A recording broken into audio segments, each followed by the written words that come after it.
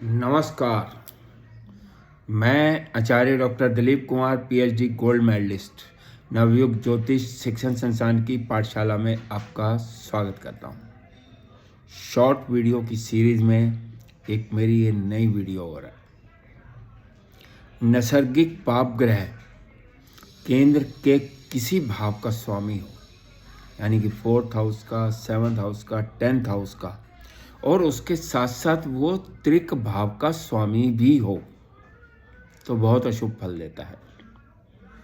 जैसे कर्क लगन में शनि 7th लॉर्ड भी है, यानी कि केंद्र का भी स्वामी है, और अष्टमेश भी है, त्रिक भाव का भी स्वामी है।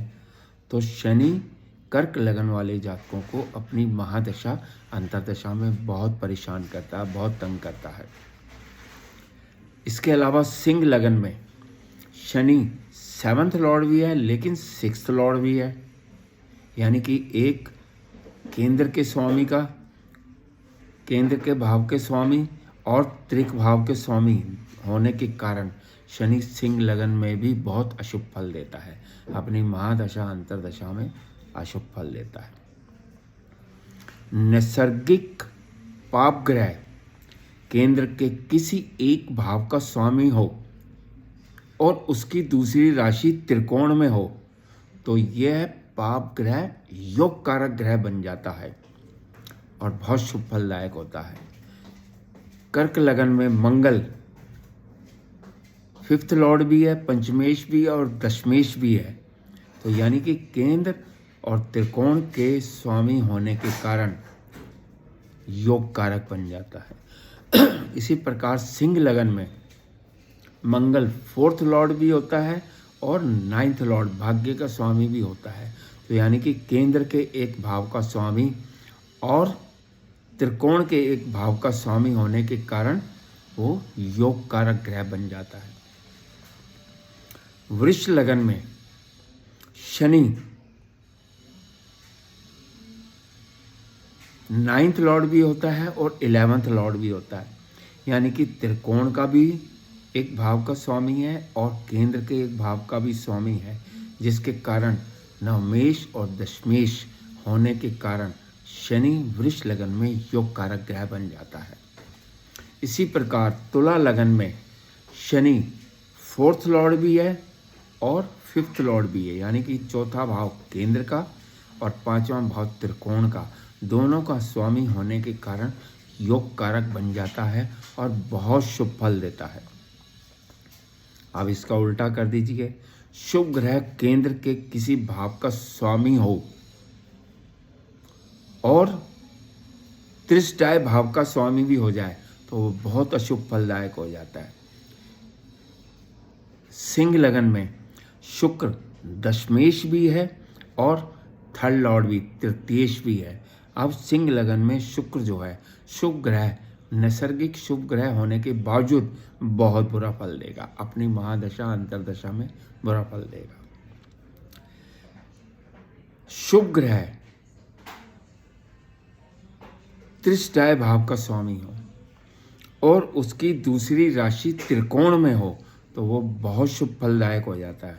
जैसे कर्क लगन में गुरु 6th लॉर्ड भी है, यानी कि त्रिष्टाय भाव का स्वामी भी है, और नवमेश यानी कि भाग्य भाव का भी स्वामी है, त्रिकोण का भी स्वामी है, तो ये बहुत शुभ फलदायक हो जाता है। त्रिक भावों के स्वामी की यदि दूसरी राशि त्रिकोण में हो तो ये त्रिक भाव के कारक तत्वों में अशुभता को कम कर देता है, यानी कि उसकी अशुभता न्यूनतम हो जाती है। जैसे मेष लगन में गुरु नवमेश भी है और द्वादश भाव का स्वामी भी है, त्रिकोण का स्वामी होने के कारण उसके जो 12th हाउस के कारक तत्व हैं उनमें अशुभता न्यूनतम मिनिमाइज हो जाती है। मिथुन लगन में शनि अष्टमेश भी है और नवमेश भी है, त्रिकोण का स्वामी होने के कारण अष्टम भाव के फलों में जो अशुभता मिलनी थी उनमें न्यूनतम यानी कि मिनिमम बुरे परिणाम मिलेंगे, अशुभ परिणाम मिलेंगे। कन्या लगन में शनि पंचमेश भी है और सिक्स्थ लॉर्ड भी है।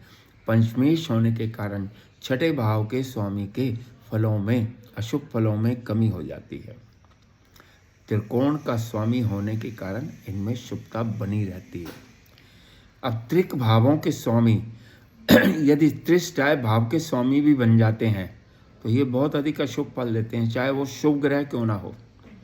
मेष लगन में बुध तीसरा भाव त्रिष्टाय भाव और छठा भाव त्रिक भाव, दोनों भावों का स्वामी यानी कि दो अशुभ भावों का स्वामी होने के कारण मेष लगन में बुध अशुभ फलदायक हो जाता है।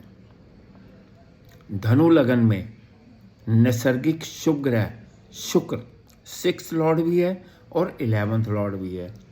11th लॉर्ड तीसरा भाव होता है और छठा भाव त्रिक भाव होता है।